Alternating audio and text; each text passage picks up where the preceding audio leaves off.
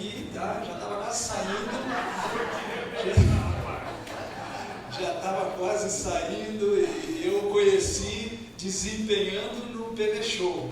Foi assim que eu conheci ele, Marcos Granconato, Paulo França e outros aí. Depois nos encontramos novamente. Quando eu cheguei nesse milênio já aqui de novo na Palavra da Vida, eu conheci o Bruno e a Priscila. Então temos aí um contato via Palavra da Vida já de bastante tempo.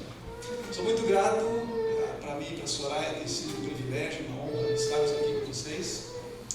Eu não sei quais são as suas expectativas em relação a esses 2 dias que vamos passar juntos aqui. Cantamos há pouco que falsidade é mandada embora. Eu vou ter que me cuidar muito do que eu falar, para vocês não me darem um pontapé aqui, né? Hipocrisia fica do lado de fora. Agora, se você espera uma espécie de um stand-up aqui, eu vou dizer que você vai ser frustrado. Eu sou péssimo para contar piadas, nem vou tentar, tá bom? Se você espera também aqui uma metodologia, aqui os 10 passos para chegar na plena felicidade, lamento dizer, também não vamos ter isso. Nós vamos buscar na Palavra de Deus aquilo que eu chamo de fundamentos para a nossa vida. Como é que a nossa vida funciona e para que lado a nossa vida está indo? Como casais nós temos uma missão, nós temos um projeto de Deus que devemos desempenhar e é isso que eu gostaria de compartilhar com os irmãos nesses 2 dias. São 3 momentos em que vamos aqui conversar a respeito da Palavra de Deus. Soraya e eu somos casados, fizemos aí recentemente 46 anos de casados, bodas de, você lembra? Ano passado era Rubi. E a Bíblia diz que quem encontra uma esposa encontra algo mais precioso do que rubis. E deixa eu dizer para vocês, eu fui pesquisar ano passado, aos 45 anos, eu queria dar para ela uma joia, um rubi para lembrança. Eu fui ver o preço, meu amigo. Pastor. Oi. Bodas de alabastro. Alabastro, perfume. É mais barato. Esse também dá um alcance. Mas eu entendi por que Provérbios 31 fala de que uma esposa é mais preciosa do que rubis. A joia mais preciosa vendida até hoje no mundo não foi diamante, foi um rubi, lá na Suíça. Então, somos casados há 46 anos, temos 5 filhas, todas adultas já, estamos esperando aí agora em novembro chega a netinha número 11, temos 10 netos, chega a número 11, então nós estamos nessa fase aqui de cuidar, não, mas de ajudar as nossas filhas e genros a criarem os seus filhos. Creia todo. Alguns anos atrás, eu li um livro, por favor, este livro, Feitas para Durar. Isso foi uma tese de doutorado de 2 pesquisadores de Stanford, lá nos Estados Unidos, e o que eles fizeram foi muito interessante. Eles listaram empresas centenárias, empresas que foram e eram top, né, no seu campo de atuação, e procuraram comparar essas empresas vencedoras, empresas centenárias, no sentido de que haviam passado por todas as crises do século passado, proporcionou guerras, Grande Depressão, a Guerra Fria, tantas coisas aconteceram e essas empresas elas se mantiveram sempre à frente, né, no seu campo de atuação.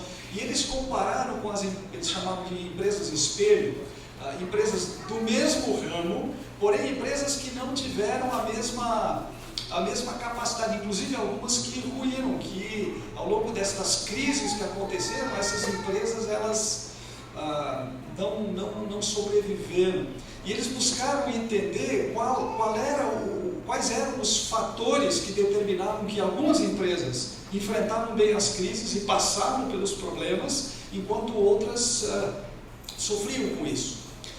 E foi muito interessante que as descobertas que eles fizeram não foi de que as empresas top, essas que se mantiveram, eram empresas extremamente criativas dos seus produtos, que tinham um gerenciamento, que tinham uma direção muito dinâmica, não estava ligado necessariamente com isso. O fator que distinguia as empresas que permaneciam eram os seus valores.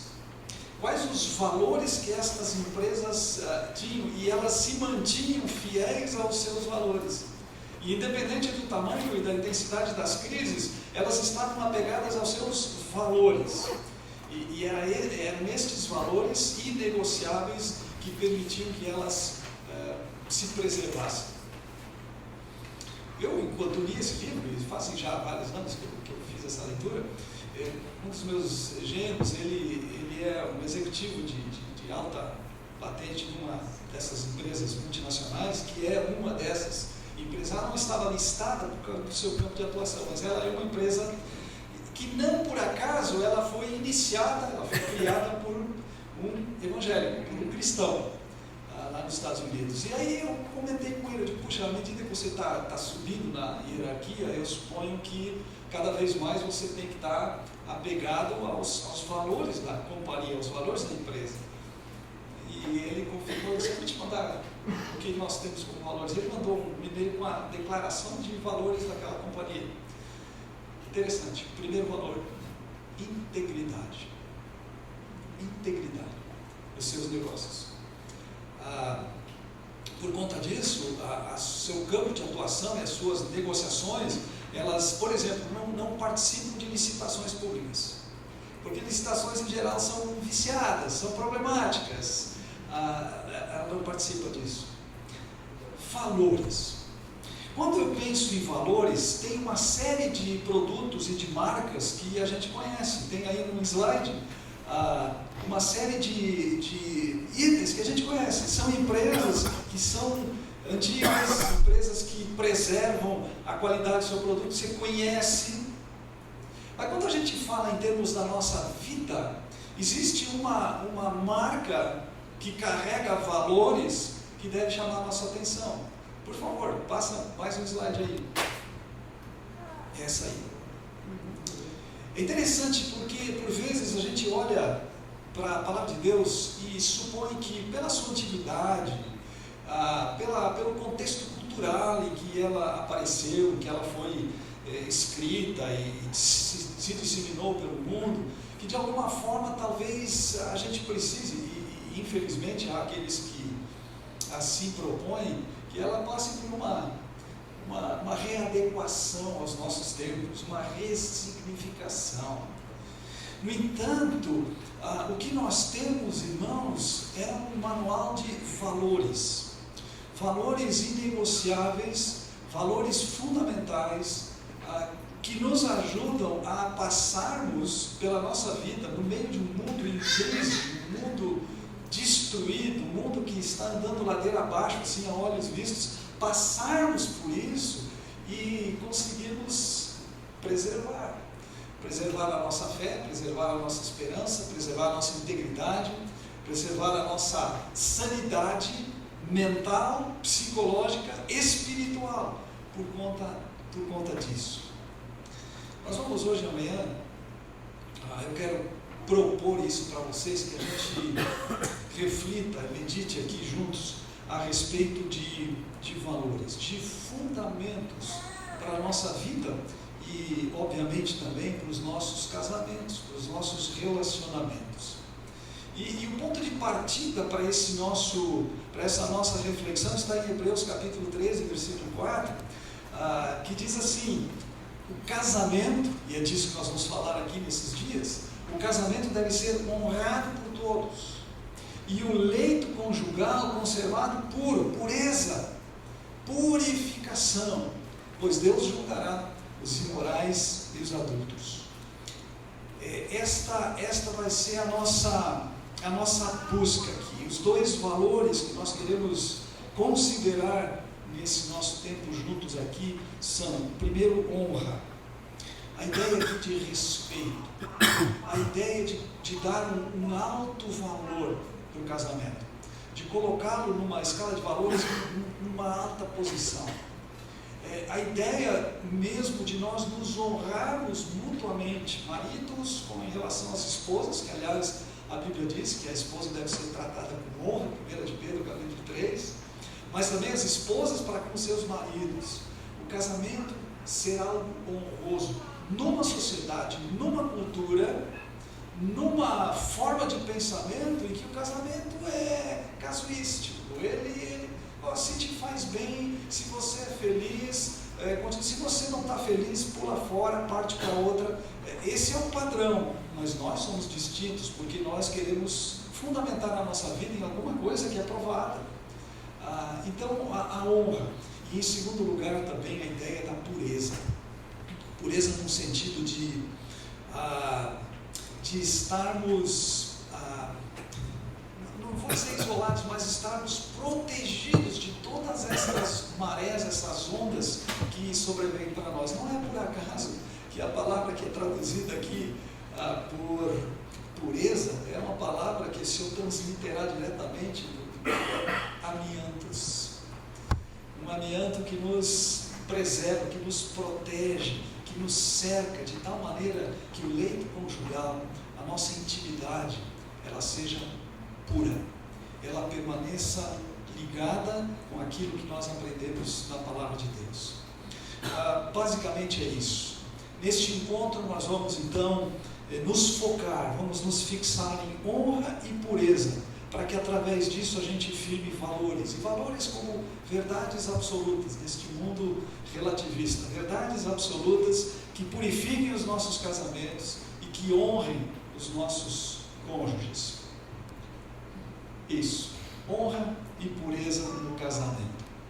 Para isso nós vamos abordar 3 áreas aqui. Vamos falar agora de manhã a respeito da área de comunicação e o tratamento de conflitos que muitas vezes desonram um ao outro, que desrespeitam, que perturbam o nosso lar. Amanhã de manhã nós vamos falar a respeito de moralidade, uma vida moral que seja limpa das contaminações que o mundo impõe aí sobre a gente.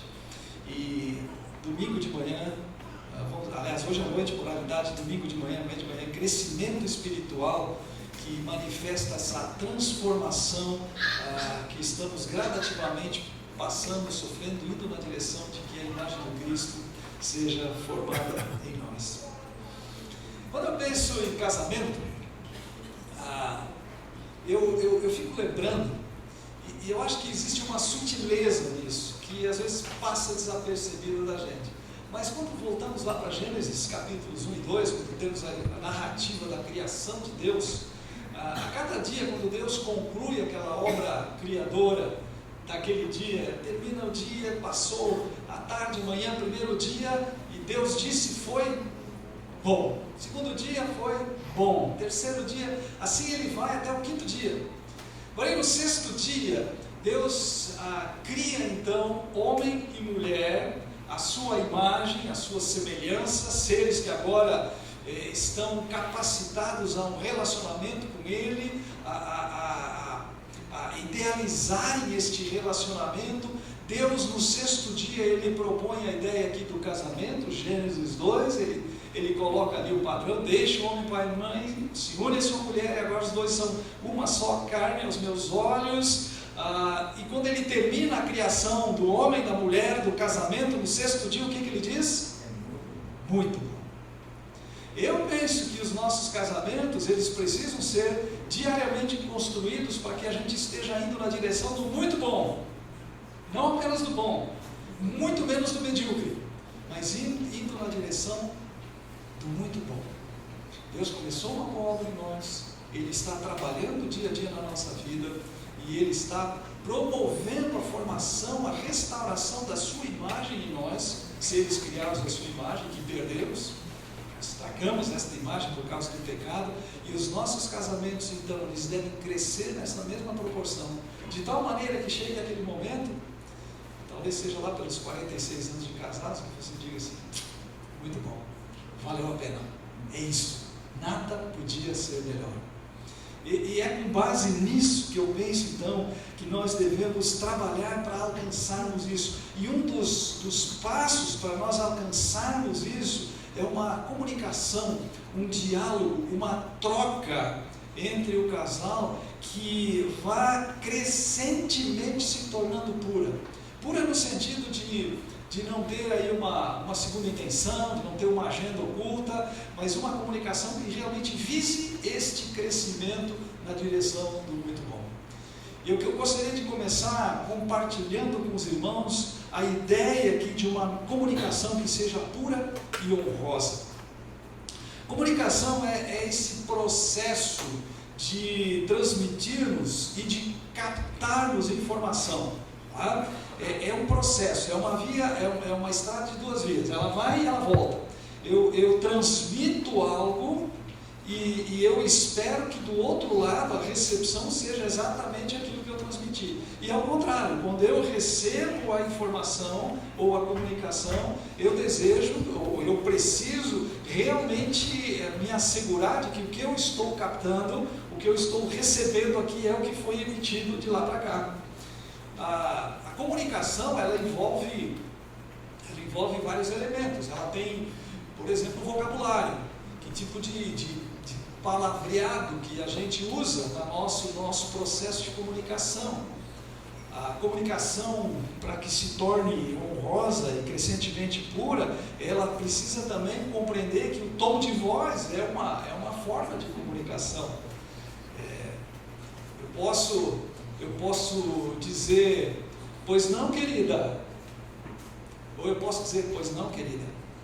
E aí o meu tom de voz, as minhas feições, as minhas expressões, elas comunicam também. Aliás, o silêncio é também uma forma de comunicação. E em algum momento eu preciso compartilhar com vocês como o Soraya e eu temos que aprender a lidar com isso, porque o silêncio é uma forma de comunicação, e por vezes pode ser uma forma de vingança, e outras vezes pode ser uma forma de manipulação. Então, comunicação, as expressões, os gestos, tudo isso faz parte deste processo que a gente vai tendo que aprimorar, melhorar, aperfeiçoar o nosso processo de comunicação. Quando eu era garoto, o passatempo noturno na minha casa, lá na província, era um rádio, mas o rádio que transmitia o Repórter Esso. Vocês não sabem o que é isso, sabe? Só que o rádio, queridos, ele era um rádio a válvula, sabe como é que é? Você ligava o rádio, vai levar uns 5 minutos mais ou menos para que comece a voz comece a fluir, porque tem que esquentar a válvula e tudo mais. E meu pai, aquele era o programa do meu pai, 8 horas da noite, terminava a Voz do Brasil, era o Repórter Esso. Eu acho que era o irmão do Cid Moreira, que era o narrador disso aí, tá vendo? O pai do Cid Moreira. Mas você tinha que ficar atento. Uma das vezes que eu lembro, talvez foi a única vez que eu apanhei do meu pai, foi porque no meio das notícias eu fiz algum barulho, gritei, fiz alguma coisa, tomei um bufetão, porque estava atrapalhando, e era cheio de chiado aquela comunicação, não era muito fácil. Mas estou falando do milênio passado. Hoje você tem 5G, você tem 4K, é um negócio fantástico a comunicação. A comunicação é um processo. E assim como funcionou com o rádio, né, na época só na onda curta, depois onda média, agora tem FM, tem a nossa comunicação como casal, ela também vai crescendo, ela vai melhorando. E eu gostaria de olhar 2 textos bíblicos que apontam para este processo de comunicação e para esse processo, eu diria, de transformação, de melhoria que nós como casais devemos passar. Abre sua Bíblia, por favor, Efésios capítulo 4, versículo 29. Efésios 4, verso 29. Nós lemos aqui o seguinte: nenhuma palavra torpe saia da boca de vocês, mas apenas a que for útil para edificar os outros, conforme a necessidade, para que conceda graça aos que a ouvem. Eu tenho aqui a NVI, talvez você tenha alguma outra versão, mas o contexto é basicamente esse, tá? não saia da vossa boca palavra torpe, mas apenas a que for útil para edificar os outros, conforme a necessidade, para que conceda graça aos que a ouvem. Veja que nós temos aqui um aspecto negativo, não deve ser assim, mas nós temos também como é que deve ser a nossa comunicação. Então repara, por favor, meu irmão, passe aí à frente, mais uma e mais uma. Você tem aqui, em primeiro lugar, o que não deve compor a nossa comunicação, e repara que está relacionado aqui com o vocabulário, com o palavreado, ok? Não saia da vossa boca um palavreado que seja indecente. Veja como isso é importante. A tradução talvez mais chula do termo torpe aqui: não saia da vossa boca uma palavra que cheire mal, que seja podre, que seja nojenta, náusea, que cause náuseas. Esta é a ideia aqui de Paulo. Significa que entre o casal, algo que por vezes pode ser muito normal no mundo aí, nós moramos num lugar em Indaiatuba, e exatamente nos fundos da nossa casa, na divisa, né? Nossa casa faz muro ali, tem um clube com 2 campos de futebol. Quartas-feiras à noite tem futebol, domingos pela manhã tem futebol. Domingos, mas não tem problema, porque a gente vai para a igreja, tudo bem, mas quartas-feiras à noite nós estamos em casa. E o pessoal sabe que o campo de futebol é um excelente laboratório para você conhecer palavreado chulo, palavreado ruim, tosco, porque os camaradas estão jogando lá e você escuta de vez em quando aquele palavreado. E é muito triste quando você percebe que há vezes entre casais em que é exatamente isso que acontece. Palavras que não agressivas, palavras maldosas, palavras que não constroem, não edificam, não fazem bem nenhum, pelo contrário, machucam. Palavras que constituem quase uma facada nas emoções, no espírito da outra pessoa. Paulo está dizendo, falando para uma igreja, mas o contexto todo, e logo adiante no capítulo 5 nós vamos ver isso, se aplica também ao relacionamento familiar, ao relacionamento conjugal. Palavras indecentes, palavras sujas, não podem fazer parte do relacionamento de um casal. Não podem. Isso degrada o casamento. Isso degrada aquela outra pessoa que é exemplo de mim mesmo.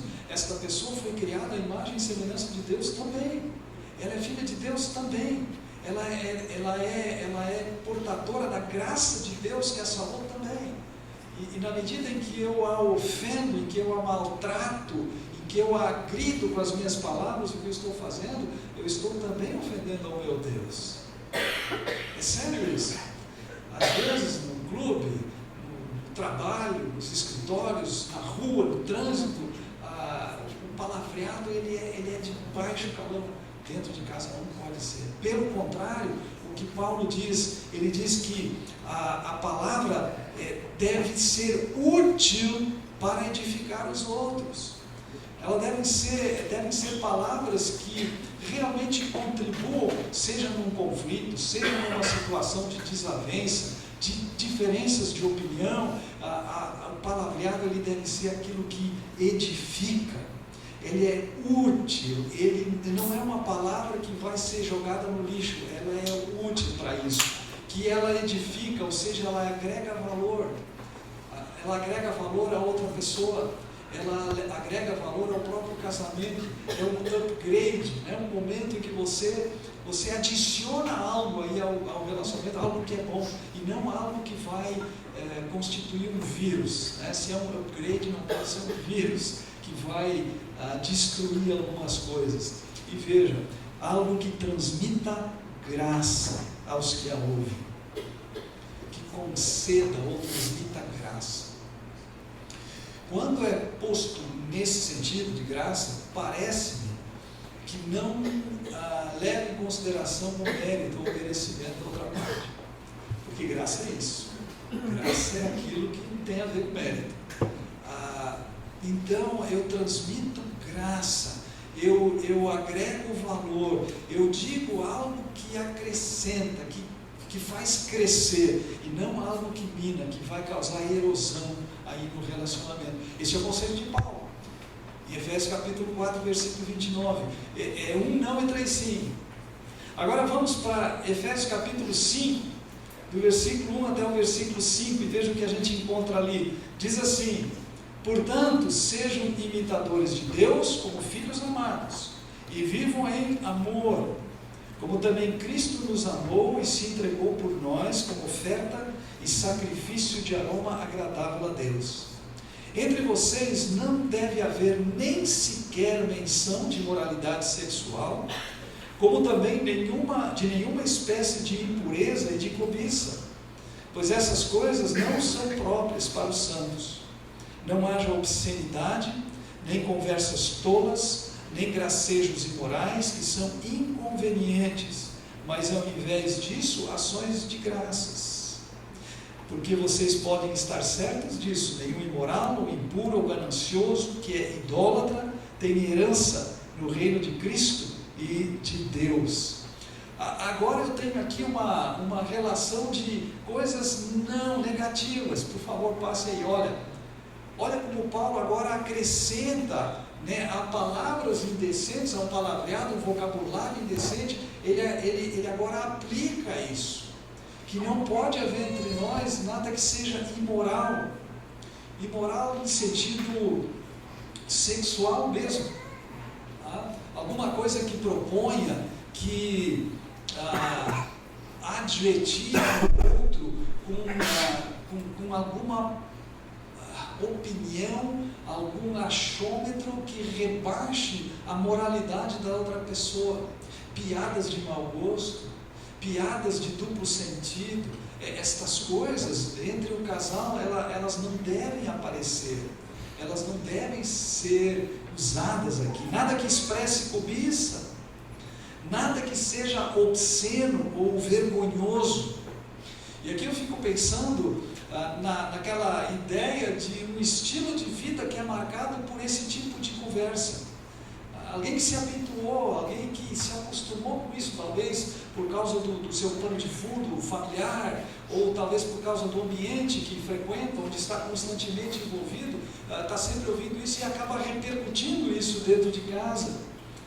Nada de tolices, e conversa fiada, coisas que não acrescentam nada, já que o que eu devo falar é aquilo que edifica, que transmita graça. Então nada de tolices, nada de gracejos que rebaixam ou que constrangem a outra pessoa.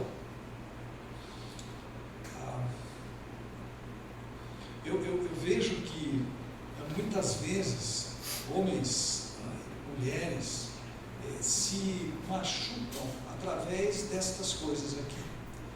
Piadinhas de mau gosto, se dirigindo ao outro na frente de outras pessoas com uma brincadeira, um gracejo que ofende. Eu já precisei ouvir da minha esposa uma vez: não fala assim quando tem outras pessoas perto. E isso briga tanto, porque eu a magoei. Na minha vontade de querer, querer parecer um cara do seu tempo, tudo mais, digo alguma coisa que para ela naquele contexto não tinha nada a ver e a desagradou. Precisamos ter atenção para isso. Paulo faz uma lista grande de coisas que não deveriam fazer parte, não devem fazer parte do nosso processo de comunicação.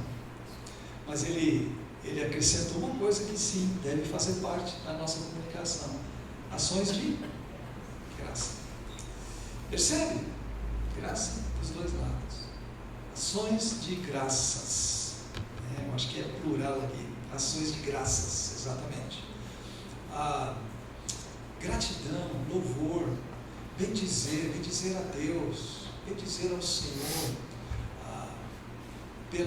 pela esposa ou pelo marido, termos esta capacidade de manifestarmos gratidão, de manifestarmos alegria, prazer no nosso processo aqui de comunicação. Agora, meus queridos, vejam, o que nós temos aqui são valores. São valores. E valores é aquilo, ou eu os assimilo e assumo, ou não. Né? Ou eu os deixo de lado. Ou eu tenho tais valores e eu me baseio neles, ou eu não os tenho. Então eu perco o meu referencial na área de comunicação. E está lhes falando aqui alguém que ao longo desses muitos anos tem tido que lutar consigo mesmo e aprender nesse processo de comunicação.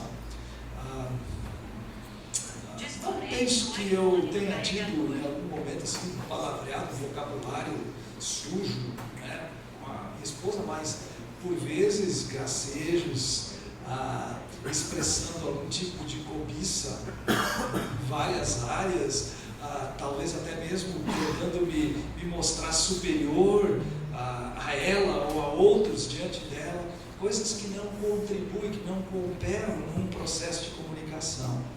A comunicação, para ser pura e honrosa, ela abdica, ela nega esta parte de cima, ela trata de abrir mão disso, pois entende que são práticas desonrosas, é algo que não deve constituir um valor na minha vida, e abraça aquilo que é puro.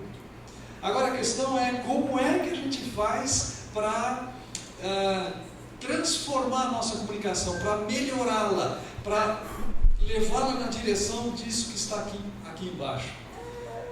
A fonte de uma comunicação pura e honrosa. E aqui novamente eu quero comparar dois textos bíblicos aqui. O primeiro deles em Efésios, capítulo 5, onde nós estamos, começando no versículo 18 e indo até o versículo 21. Nós lemos ali: não se embriaguem com vinho, que leva à libertinagem, mas deixem-se encher pelo Espírito, falando entre si com salmos, hinos e cânticos espirituais, cantando e louvando de coração ao Senhor, dando graças constantemente a Deus Pai por todas as coisas, em nome do nosso Senhor Jesus Cristo. Sujeitem-se uns aos outros por temor a Cristo. Veja que o que nós temos aqui, pode passar o slide, nós temos aqui uma ordem, isso aqui realmente tem esse peso aqui de uma ordem do Novo Testamento. Deixem-se encher pelo Espírito. Algumas traduções falam enchei-vos do Espírito, mas a ideia mesmo é permitam que o Espírito encha a vida de vocês. E na medida em que o Espírito Santo tomar o controle sobre a sua vida, na medida em que o Espírito Santo estiver inspirando, orientando você, dando entendimento na palavra, na medida em que o Espírito esteja naquele processo de que estamos sendo transformados de glória em glória na imagem do Senhor Jesus, pelo Espírito, na medida em que Ele está nesta operação na nossa vida, o resultado é esse: nós falarmos entre nós com salmos, hinos e cânticos espirituais, nós falarmos entre nós com base na palavra, tá? Refletindo a palavra de Deus, cantando e louvando de coração ao Senhor. É muito legal quando a gente, como congregação, quando a gente canta. Eu confesso que por vezes a emoção é muito forte nesses momentos de adoração ao Senhor. Sabe, tem uma coisa, eu acho que eu nunca disse isso para ela, eu vou dizer hoje aqui na frente de vocês. Eu gosto, minha esposa, muitas vezes ela, na segunda-feira principalmente, ela está cantando o que a gente cantou domingo à noite. Especialmente a última música, ela fica gravada, quando eu vejo ela está cantando. Às vezes eu roubo a música dela, eu pego dela e saio cantando também. Mas essa ideia de nós realmente louvarmos ao Senhor, dando graças constantemente. Veja, dar graças é uma forma de agradecimento ao Senhor. Eu estou dando graças para quem? Para o Senhor, pelos acontecimentos, pelas realidades, né? Pelas experiências que a gente teve, pela certeza que a gente tem de que Ele está cuidando, está provendo, está nos conduzindo, sujeitando-se uns aos outros por temor a Cristo. Veja, aqui eu tenho o padrão de Paulo para Efésios, para uma vida cheia do Espírito. Permitam que o Espírito Santo encha a vida de vocês. E na medida que ele for enchendo, essa transformação de glória em glória, ela está acontecendo, dia a dia você está num processo aí de se amoldar à imagem de Cristo, né? Da imagem de Cristo ser restaurada em você, o resultado é esse.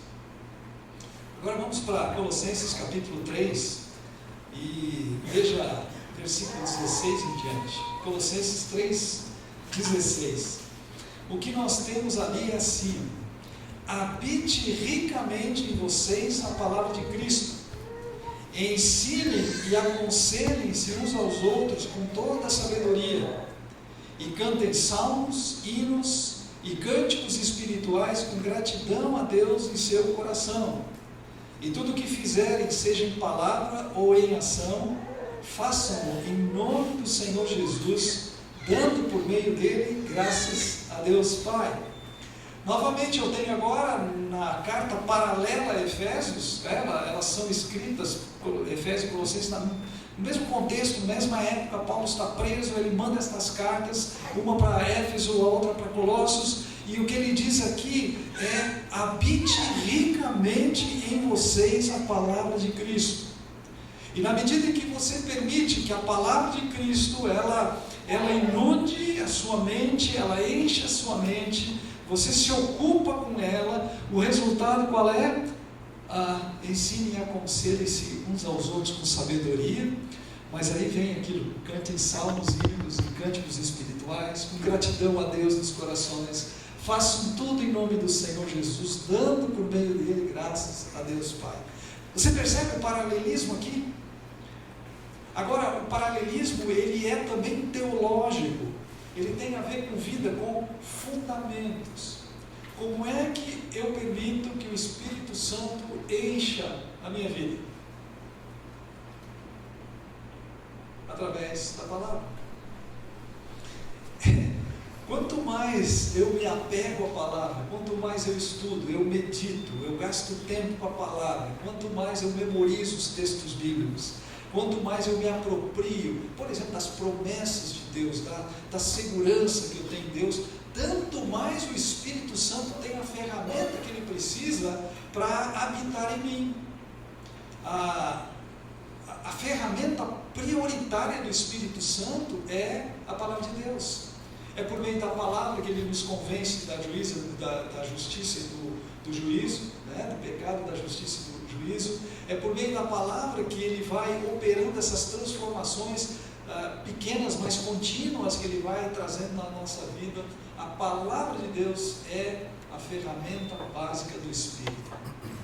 Assim como um computador é a ferramenta básica daquele que trabalha na área de TI, assim como a panela e o fogão são as ferramentas básicas para aquele que está na cozinha, a palavra de Deus é a ferramenta básica para que o Espírito atue na nossa vida. Mas aí que vem um negócio muito legal, é que tanto em Efésios, enchendo do Espírito, deixem que o Espírito Santo enche a sua vida, vocês vão falar desse jeito, como em Colossenses 3, habite ricamente a palavra de Deus, e o resultado será esse. Na sequência das duas passagens, sabe qual é o contexto?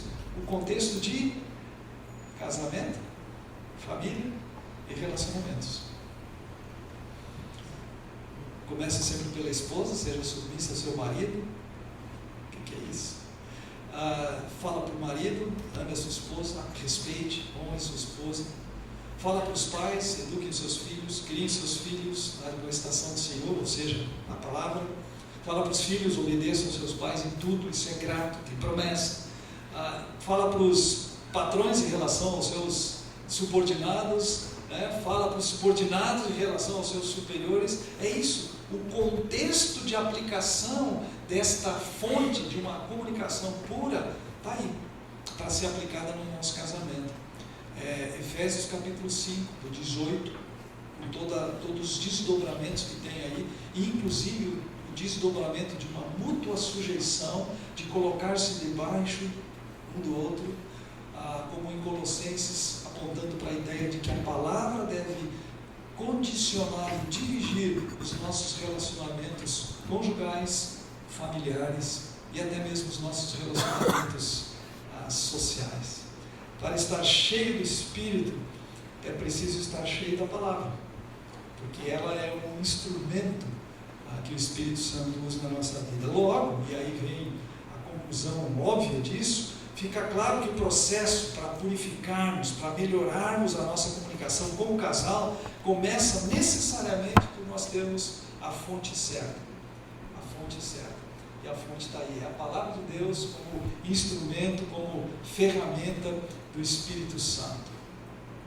Agora, eu não sei em que ponto você está, onde você se enquadra aqui, né? Onde vocês, como casal, onde vocês encontram aí o seu estímulo aí de crescimento, mas eu gostaria de ir na direção de como é que nós podemos ajustar e purificar a nossa comunicação, como é que nós podemos fazer para assumir estes valores da palavra de Deus, tê-los como fundamento na nossa vida. Primeiro, eu penso que a gente deveria levar muito a sério alguns alertas que nós temos na palavra de Deus, advertências que a Bíblia nos lança para que a gente atente para isso. Por exemplo, Provérbios capítulo 17, versículo 1. Abra aí a sua Bíblia. Vamos transitar um pouquinho por Provérbios. Provérbios 17, 1. Esse é um texto que machuca um pouco os nossos ouvidos capitalistas. Quando diz assim: melhor é um pedaço de pão seco, com paz e tranquilidade, do que uma casa onde há banquetes e muitas brigas. Normalmente nós tendemos, pelo menos eu confesso que tive que parar um dia para observar um pouco melhor essa passagem. Normalmente nós fazemos uma comparação entre pão seco e banquetes. Isso aqui não é a verdadeira comparação. A verdadeira comparação que o autor de Provérbios está propondo para nós é entre tranquilidade e muitas brigas. E ele faz aquele tipo de comparação que é hiperbólica, né? Ela é exagerada. Ele diz assim: melhor é um pedaço de pão seco. Se você chegasse aqui no retiro e jantar até a noite, fosse um pedaço de pão seco, com certeza você pegar um carro para a cidade e comer uma pizza. Mas onde tem tranquilidade, paz e tranquilidade, é melhor pão seco, onde está tudo em paz, tudo calmo, do que muitos banquetes e muita louça para lavar, né? Não tem muitas brigas. Meu pai era muito brincalhão, e ele de vez em quando ele tinha assim umas tiradas que eram incríveis. Um provérbio que ele costumava dizer, estava numa conversa, uma roda de conversa, assim, o pessoal conversando, de repente ele dizia assim: é melhor ser rico com saúde do que pobre doente. As pessoas concordavam. Eu ia pensar, o óbvio volante, né, como diria o Nelson Rodrigues, mas aqui é o contrário. Ele está dizendo isso, pessoal: se tiver privação, se tiver que lutar, se tiver passando algum tipo de necessidade, a coisa parece estar meio árida, está difícil, mas está em paz, isso é melhor do que ter fartura e muitas brigas. Veja, isso é uma advertência. E por que eu digo que é uma advertência ser levado a sério nesse nosso mundo capitalista, materialista? Porque eu tenho presenciado e por vezes aconselhado casais que seu foco de contenda, de problema, de desavença está exatamente nisso: a busca pelos banquetes e a falta de gratidão, de contentamento com aquilo que é menor, com aquilo que é menos. É óbvio que o autor de Provérbios ele não está propondo aqui que a gente tenha que fazer um voto de pobreza absoluto, né, e abrir mão. Não é isso que ele está dizendo, mas que a nossa luta, o nosso esforço tem que ser na busca da paz e tranquilidade no nosso relacionamento. Essa tem que ser a luta. Mas se eu começar a gastar muito tempo com você, se você quer que eu venha cedo para casa, para a gente ter um tempo juntos, eu vou perder salário. Perca salário se isso é o preço a ser pago para você ter paz e tranquilidade. Nós estamos assistindo hoje uma geração de meninos e meninas vitimados por ansiedade, por depressão, por tanta coisa. Por quê? Porque muitas vezes os pais não têm tempo para cultivar um ambiente de paz e tranquilidade dentro de casa. Cuidado com isso. E cuidado para não minar, para não erodir o seu relacionamento conjugal na busca de banquete, sem que você atente para a paz e tranquilidade no relacionamento. E comunicação é chave para isso. Comunicação é chave para isso. Outra advertência, capítulo 15, versículo 28 de Provérbios, está diretamente ligado com o nosso processo de comunicação. Nós lemos ali: o justo pensa bem antes de responder, mas a boca dos ímpios jorra o mal. Conta até 10. Não, conta até 100. Não, conta até 1000 antes de responder. Pensa, pondera.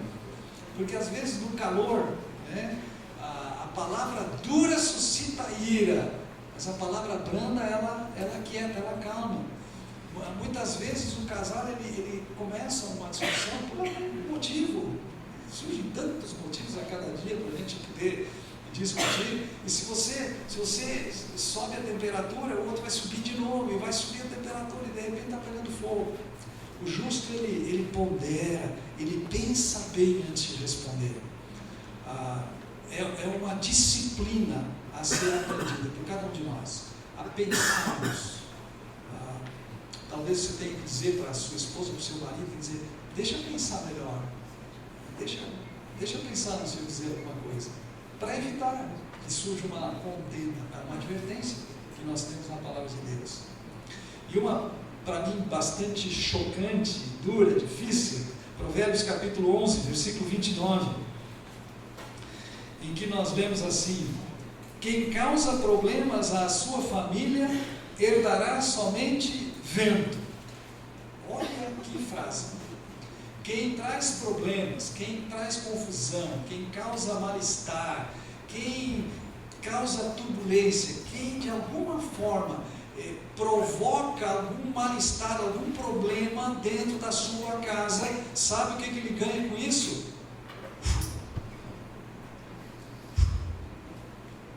Você já teve alguém aqui que queria estocar vento para ele? É nada. Quem causa problemas não ganha nada com isso. E quando não ganha nada, eu acrescento: perde. Ou perde uma oportunidade de ficar quieto, ou perde uma oportunidade de ter edificado, ou perde a oportunidade de conquistar maior respeito. Quem causa problemas à sua família herda nada. E aqui vai uma advertência para vocês como casais. Muita atenção para não trazer problemas para o relacionamento, para você não ser um agente ativo de problemas. Eu sempre me lembro de que o mentiroso, o acusador, o causador de problemas, aquele que vem apenas para roubar, matar e destruir, ele usa agentes humanos, ele faz isso nos relacionamentos. E quando você critica de uma forma desonrosa, de uma forma áspera, não amorosa, não graciosa, quando você acusa, você está sendo um agente daquele que propõe exatamente esse tipo de coisa. E o seu alvo final é destruir, é estragar, é complicar aquilo. Então presta atenção: quem causa problemas, quem é agente de problemas, isso pode ser na área financeira, isso pode ser na área sexual, isso pode ser na área emocional. O que causa problemas, ele não herda nada, não ganha nada. Então veja como uma comunicação saudável, pura, construtiva, como ela é necessária. Por uma razão muito simples: nós somos pecadores. É isso. É um pecador casado com uma pecadora, redimidos pela graça de Deus, mas ainda em processo, em obras. Então, quando um pecador se junta com uma pecadora, é inevitável que surjam conflitos, problemas, desavenças, ideias diferentes, expectativas diferentes. É inevitável, isso vai acontecer. porém eu preciso lidar com isso. E a melhor maneira de lidar com isso é construindo uma comunicação que seja pura, que seja saudável, que seja honrosa. E eu estou listando isso aqui para que os irmãos possam meditar, refletirem juntos a respeito disso. Quais são os valores, os fundamentos da comunicação que nós queremos ter no nosso casamento e depois expressando isso também para a nossa família. Eu gostaria de apontar 4 passos aqui, práticos, que você pode adotar, se necessário for, e pode fazê-lo a partir de hoje, a partir daquilo que nós vimos até agora. O primeiro passo para ajustar, para melhorar a comunicação é reconhecer e confessar. Confessar até no sentido de pedir perdão para o seu cônjuge, tantas vezes quantas forem necessárias. Você reconhecer que tem falhado na sua comunicação. Você reconhecer que talvez seu vocabulário não tem sido adequado, a sua atitude não tem sido adequada, talvez a sua postura, os seus gestos, as suas expressões não tenham sido adequadas. De repente você percebe que não tem se esforçado para ter uma comunicação que seja útil, que atenda a necessidade do outro, que transmita graça. Pode ser. E se for assim, é momento de você reconhecer isso, confessar, pedir perdão. Não é humilhante não pedir perdão, é construtivo fazer isso. E logicamente o outro lado precisa perdoar, tem que estar pronto para perdoar. Nós temos que ser agentes de ajuda, um na vida do outro. Tá? Segundo passo é deixar-se encher pelo Espírito. E aí a maneira de você dar espaço para o Espírito Santo na sua vida é pelo seu envolvimento na palavra. Queridos, eu sei que por vezes, o que eu vou dizer agora, muitos pensam assim, isso é fácil para pastor, isso é fácil para missionário, mas é você gastar tempo com a palavra, você gastar tempo com a palavra. Antes do ministério, antes de chegar aqui na Palavra da Vida, conhecer Darcy, Denise, eu trabalhei em corporação, eu trabalhei em empresa, eu sei como é você ter que entrar no seu trabalho. No meu caso era numa fábrica, uma linha de produção, às 7 da manhã e sair de lá só às 6 da tarde e tudo mais. Tem que acordar mais cedo. Se eu queria ter tempo para a palavra, tinha que acordar bem mais cedo. Eu não via minhas filhas de manhã, quando eu saía elas estavam dormindo ainda. E quando eu chegava, às vezes à noitinha, elas já estavam dormindo também. Sim, a vida é corrida para todos nós. Mas há que ter este envolvimento com a palavra. Não pode ser um envolvimento dominical apenas. Não pode ser um envolvimento mais profundo num retiro apenas. Aliás, normalmente a gente sai desses retiros, dessas conferências, a gente sai animado, e esse ânimo ele dura mais ou menos assim, uns 15 dias, né? Depois ele começa a decair, porque outras coisas vêm. Não, um envolvimento contínuo, constante com a palavra. Então a palavra é luz para o meu caminho, ela aponta o caminho. Tá? Então esta é a ferramenta que o Espírito Santo usa na nossa vida. E à medida que eu dou espaço para a palavra de Deus e não dou para outras coisas, a minha comunicação ela começa a ser baseada pela palavra. Entre hinos e cânticos espirituais, é com ações de graça, é com doçura, é com gentileza, né? Graça que eu me comunico com a esposa, com os filhos, enfim, com os outros. Em terceiro lugar, o casal ter uma conversa franca. Atenção, conversa franca não é lavagem de roupa suja, ok? Conversa franca não é discussão. Conversa franca, um diálogo sobre a sua forma de comunicação, visando estabelecer alguns ajustes que sejam necessários fazer no casal. Eu vou ser bairrista, tá? Eu vou ser bem bairrista aqui.